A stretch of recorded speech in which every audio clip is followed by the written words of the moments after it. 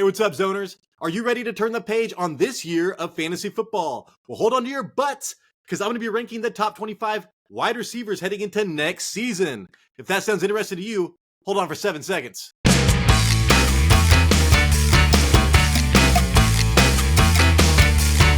can do it!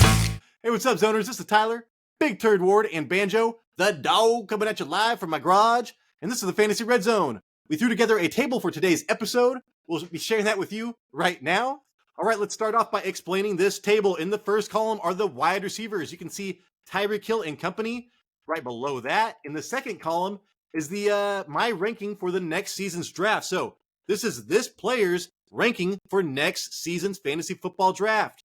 Tyreek Hill is my number one wide receiver heading into next season. And then the third column is this player's fantasy points per game ranking for this season that just ended. So Tyreek Hill was not the number one fantasy wide receiver on a points per game basis. That honor was CeeDee Lamb. We'll talk about him in a second. The fourth column is for tiers, and I still have Tyreek Hill in a tier all to his own. If he was not injured, I would say that he was CeeDee Lamb all season long. CeeDee Lamb had to get to where he was. But man, dude, Tyreek Hill is just a freak of nature. You cannot guard him. It didn't matter who he went against, man. Watching him, I want him as my number one wide receiver. And then here we go. CeeDee Lamb. He is my number two heading into next season. He was the number one overall fantasy wide receiver in a points per game basis this year. He averaged 5 more fantasy points per game than any other wide receiver in the second half of the season. But if Tyreek Hill was not injured, I would argue that he could be right there with him. Next up, my man, Justin Jefferson. I have an asterisk next to his name because if Kirk Cousins comes back, I'm putting this full above CeeDee Lamb, man, because I am a Vikings fan. Plus, Justin Jefferson, man, as long as Jaron Hall is not the quarterback there, he's going to get 15 goddamn targets, man. So give it to me. Justin Jefferson, number 3 going into next season. He was number 5 on a points per game basis this year, and he rounds out the tier number 2 for me. Next up, the Sun God, Amon-Ra. I have him ranked number 4 going into next season. That aligns perfectly with what he did this season. He was ranked 4th in fantasy points per game. That was great. I think he was like 3rd in fantasy points per game in the second half of the season. So very consistent all year long. And he was the only non-quarterback in the fantasy football playoffs to score 20 plus points in each of those games. So, dude, he was the fantasy playoff MVP for your team. St. Brown, man. If Jared Goff is there, dude, even if Hendon Hooker gets the start sometime, the backup there is amazing. There is a lot of trust that I have in St. Brown to be a top 5 wide receiver next season, and he is the top of tier number 3 for me. All right, man, here we go. Number 5, heading into next year, Jamar Chase. He was 12th in fantasy points per game this year. He still got a ton of targets, but Jake Browning is not Joe Burrow. Dude, he is in the same tier as St. Brown for me, and Joe Burrow coming back might vault him into the next tier. He's one of these wide receivers that has a small chance to vault himself into the next tier. So Jamar Chase might be a value, even though I am over projecting him relative to this year. Next season, you want to, take advantage of people not remembering how good that connection is heading into next season. Next up, my first big surprise, man. Comment down below. Tell me how stupid I am. Nico Collins. I think I might have had Tank Dell here had he not broke his goddamn leg. But Nico Collins, man, I have him going in 6th wide receiver overall into next year's fantasy football draft. Dude, he was number 7 on a points per game basis this entire season. And in the second half of the year, Tank Dell was like in top 6 in that category, and Nico Collins was 11th in that category. So, dude, this is more about CJ Stroud. Did you watch that game yesterday? I'm recording this Sunday. The Cowboys are playing right now, and the dogs are going crazy. But, dude, CJ Stroud has insane deep accuracy. I don't know if I've ever seen anything like it, man. It's like Aaron Rodgers that one year he made the Super Bowl and won it. It's just like he's placing it in these people's hands. Somebody's got to catch these points. Did you know that Nico Collins is the same age, 24, as Tank Dell? 24? So Nico Collins came in the league early. Tank Dell stayed a little bit late. Dude, one of these wide receivers are going to be insane in fantasy next year. One has got a broken leg, so I got to knock him. Nico Collins, man, in the same tier as Chase and St. Brown. Who'd have ever thought that? All right, next up, one of my favorite fantasy football players of all time. He got me back into collecting cards again. Puka Nakua. I was sitting on the toilet like at 2:55 a.m. Put my bid all the way up to like $70. It costed me Kyron Williams, but I got Puka Nacua, the man. But guess what, dude? He cooled off when Cooper Kupp came back. He was only the 12th overall fantasy points per game wide receiver in the second half of the year. He was number 6th overall in the entirety of the season, but a lot of that was without Cooper Kupp. So Puka Nacua is in the same tier as Collins. I kind of keep on switching them back and forth, but he has a chance to be amazing next year again. Second year wide receiver bump for Puka Nacua. Tell me down and below if this is too high for him. All right, next up, a huge disappointment, especially given how he performed in the first half of the season, man. AJ Brown, it says, I have him as my number 8 going into next season, and that's aligned with what he had 8th in fantasy points per game this season. But guess what, man? He was wide receiver 27 in the last half of the season. Isn't that insane, man? So AJ Brown, we just have to hope that they fix this. Jason Kelce is probably going to retire. This offensive line is going to take a step back, a huge step back. But, dude, AJ Brown is still super young.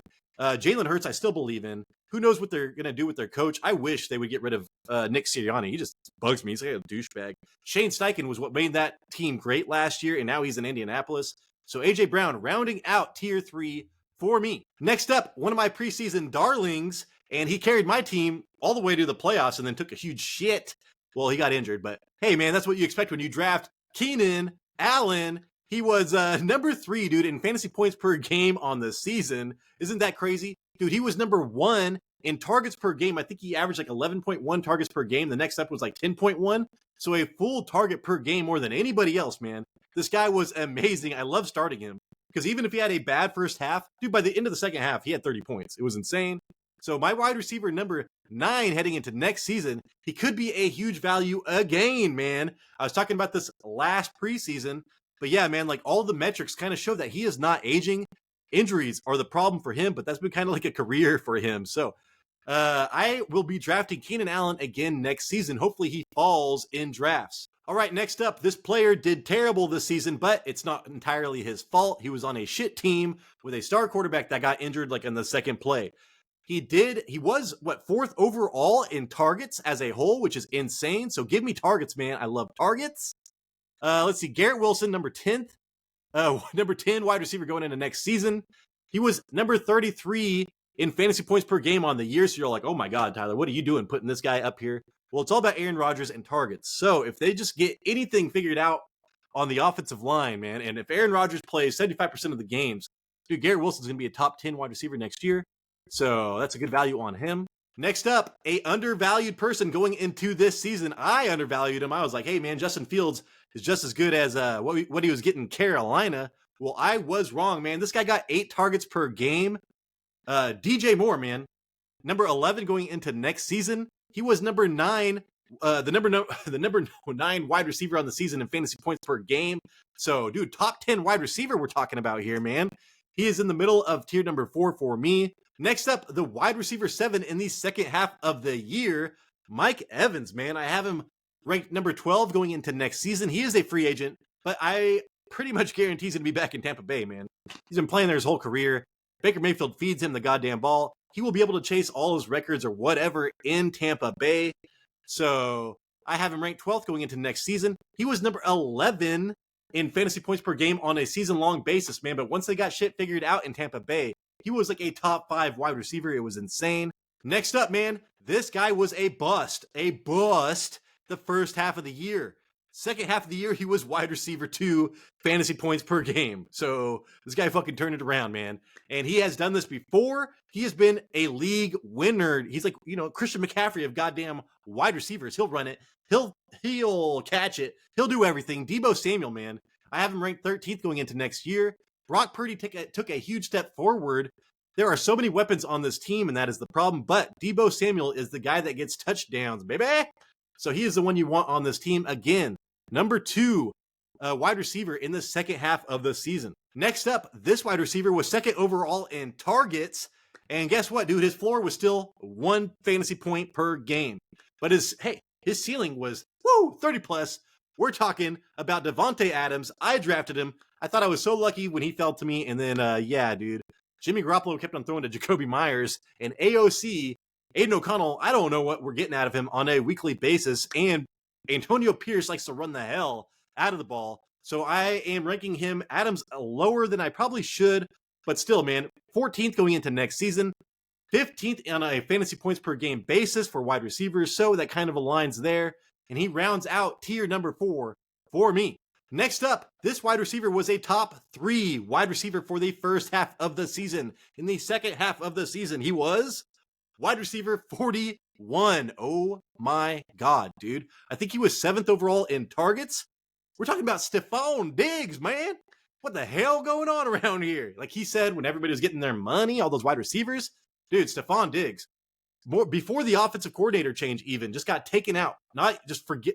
He was like 6 points or less a game, except for one game, he got 15 fantasy points. He was still getting targeted, but those targets didn't mean shit. And Josh Allen and the Buffalo Bills went on a run playing this way. So, dude, there are a lot of question marks for Stephon Diggs, and that is not good. Next up, I forgot him. He's actually ranked ahead of Stephon Diggs, but that's the way it goes sometimes. Michael Pittman Jr., he is a free agent going into next season.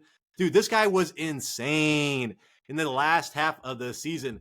I remember I had to play against him. He had like 9 targets in the first quarter, like 12 fantasy points in the first quarter, I think it was week 16, and I was like, oh my God, dude, that's it. He was 9th in points per game over the second half with Gardner Minshew, and if you know me, I love Anthony Richardson ever since he went to Shane Steichen. Dude, Shane Steichen killed it with Herbert, killed it with Jalen Hurts, and now he's going over here with his own team, and he got fucking Superman back here. I'm telling you, invest in some wide receiver for Anthony Richardson, and Pittman is that guy. All right, next up, if it wasn't for Deebo Samuel, this guy would be a top 5 wide receiver in the league. Brandon Aiyuk, you saw his potential like in the first game of the fantasy season this last year against the Steelers, man. When he gets targeted, it is crazy. He is super efficient. I have him ranked as wide receiver 17 going into next season. That perfectly aligns with his points per game as a season this year. But in the last half of the season, he was 10th in fantasy points per game. So wide receiver 10. You know, Brock Purdy, man, was able to support 2 top 10 wide receivers in the second half of the year. This guy is the highest second wide receiver that you're going to draft next year. So he is in the same tier as all the number 1s, and that is the only wide receiver 2 I can say that about. Next up, man, Rashee Rice, a top 12 wide receiver in the last half of the year. You saw what he did in the freezing tundra. Dude, I don't know who they're going to pick up in the offseason. There's no threat, zero threat. Sky Moore, Kadarius Toney, fucking old ass, love story, Travis Kelce. So Rashee Rice, dude, I have him ranked 18th going into next year. He was 29th on a points per game basis this season, but a lot of that was a shitty first half of the year. And I wasn't quite sure to rank Rice over this guy right here, Chris Olave. Chris Olave, huge disappointment, man. He was drafted in the second round of a ton of leagues this season. And I have him ranked number 19, wide receiver 19 next year. That is terrible. But Derek Carr sucks, man. That's the way it is, dude. And who knows? Taysom Hill could catch balls over Olave. You don't fucking know, man. And then Jawan Johnson started coming on. The way Derek Carr plays is not the way that Olave needs. We need Jameis Winston deep throating W's in this bitch. And then Olave would be a top 5 wide receiver. So yeah, right now he's just a tier 5 wide receiver for me. And then here we go, dude. DK Metcalf. This could change a lot depending on the situation going into next season. But as of right now, with a Geno Smith and a coach, I do not know who's going to be there. I have him ranked 20th. That is a shame, man. But he had a down year. He was hyper targeted, man. Probably top 10 in targets this year. That did not turn into much. His connection with Geno just kind of sucked. When he actually hit like a 60% catch rate, he dominated, man, like against the Cowboys and shit like that. So this guy could be a huge value next season. I'm going to be circling him on my draft boards. But right now I have him ranked 20th going into next year. Next up, dude, this guy could be a huge value as well. I think he got like 20 points a game, like in 4 of the last 5 games of the season, something like that. Zay Flowers, wide receiver 21 for me next year. He was 32, wide receiver 32 on a points per game basis in the entirety of the year. But, dude, I think he was like a top 15 in the second half. And he rounds out the fifth tier for me. But, hey, he gets that second wide receiver bump. He could be going way up these rankings for me before next year starts. All right, the last tier for me, Amari Cooper. Dude, if Joe Flacco was staying there, I'd be like, fucking, dude, he is a top 10 wide receiver next season. You saw him playing yesterday with a hurt heel. I mean, that first catch he did, he had a stutter step just to stop, and that killed his heel. He was not the same after that. I have him ranked as 22 going into next season. He was wide receiver 18 on a points per game basis, but he was a top 5 wide receiver with Joe Flacco. But yeah, dude, they paid Deshaun Watson so much money. Deshaun Watson's coming back. Deshaun Watson sucks. There are going to be a lot of question marks about this connection, but still, this could be a big value going into next year. And again, tier 6, the top of tier 6 for me. All right, man, talk about big value. Tank Dell. So CJ Stroud and Tank Dell got on the phone and were like, hey, man, I like the way you run routes. You know, let's get together. He's all, yeah, I will tell the coaches to draft you. CJ Stroud said that.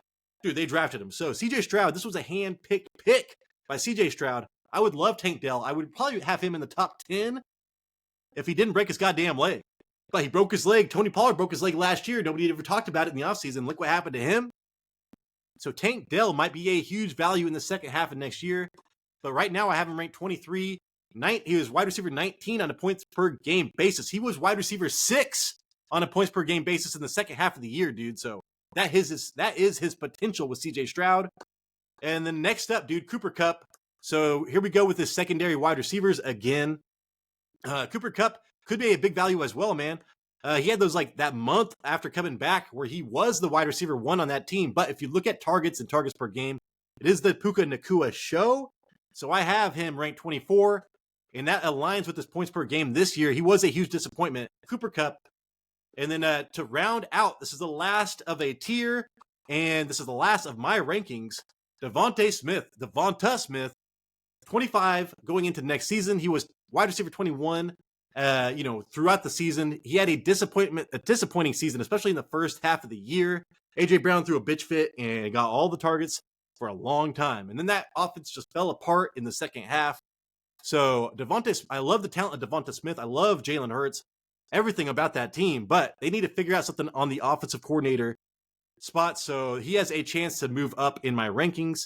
All right, everybody, that is the show. Thank you so much for watching. If you disagree with anything that I said, please comment down below. I'm sure there will be some disagreement because wide receivers are tough to rank.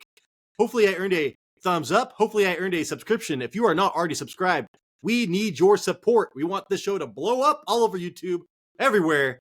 And hey, man, this is Tyler, Big Turd Ward, and I appreciate you.